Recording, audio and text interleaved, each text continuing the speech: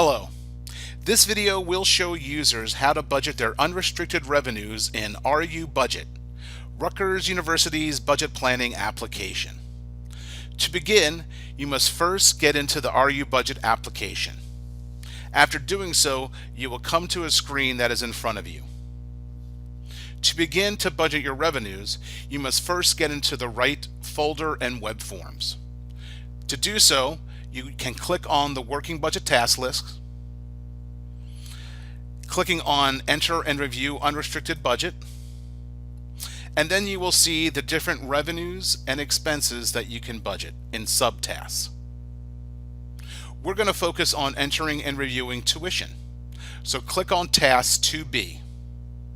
You will then see two sub-web forms beneath.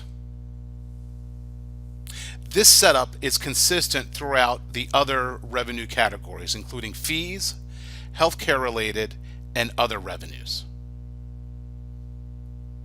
To begin, let's click on the Tuition Summary Review and Entry web form.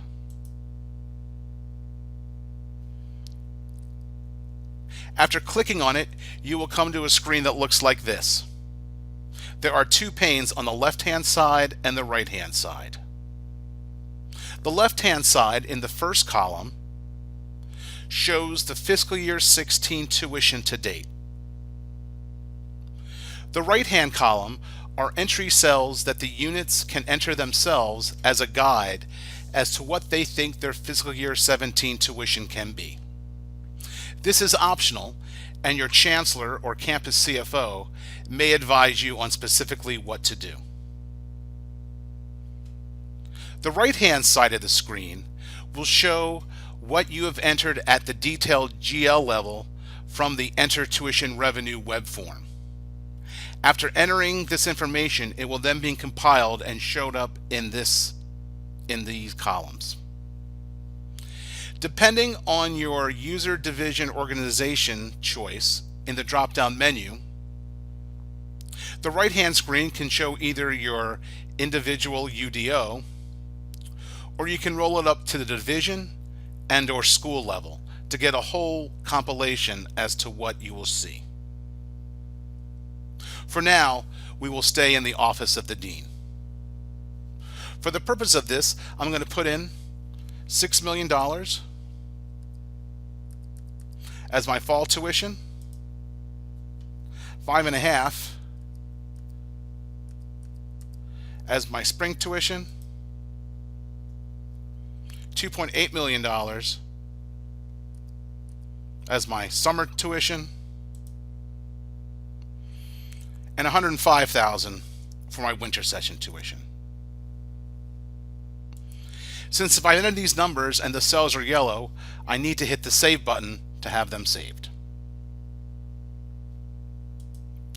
What this shows is that my expected fiscal year 17 tuition target will be $14,405,000. I can now go into the Enter Tuition Revenue web form or screen to actually enter what data will go to the GL. Now you will notice that these cells are all gray. And the reason why they are all gray is that they are not at the child level. You can only enter data at the child level, which means that for all dimensions, you are at the lowest level. You can see from the left-hand side these dimensions that I am at the UDO level for the Office of the Dean, because I see the three segments. But for all business lines, because you see the B and the 1 TTT, then I'm not at the child level.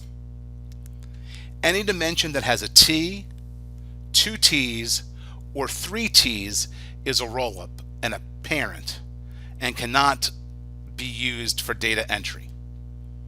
So let me go down and select a lowest level business line.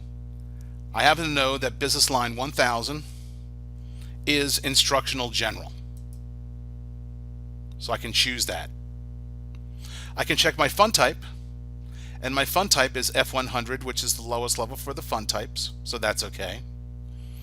And then I can go into all locations, and I see from all locations that I see 3 T's, which means that I'm at a higher level than I need to be. For this example, I'm going to type in New Brunswick. These menus are context sensitive, so when I can start typing letters, it'll only show me those options that has those string of letters included, or I can type in the number if I know the number. For this example, I'm going to choose New Brunswick Non-Health Science Campus. Now, after I've made all my changes, I need to hit the Go button, which is the sideways arrow. In fact, if you click on it, it says Go. By doing so, the gray cells now have turned white, which means I am at the lowest level for all of my dimensions and I can enter data. For simplicity's sake, I'm going to enter 14,405,123 in just this one natural account. If I desired, I could have entered the data into different natural accounts. I'm going to hit the Save button.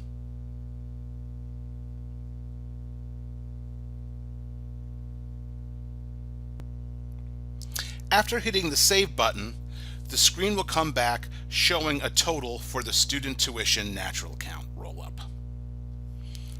And if I go back to the tuition summary review and entry screen,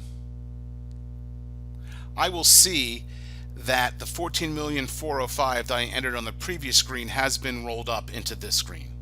And I can compare it to the soft target that I had entered, and I am on target. Now I could go back and enter tuition at another unit division organization combination by just going back down to the drop down and selecting another unit division organization. And you can see that it has the 240, the 6295, and the 6421. So that's the lowest level. And notice that my business line and location remain the same, and I have to hit the Go button. For this example, I'm just going to add $1 million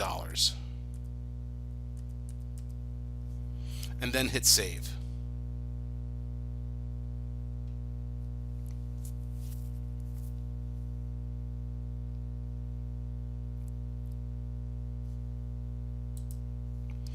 Now when I go back to the tuition summary review and entry screen, you can see that for the Office of Student Academic Services, it's showing the $1 million.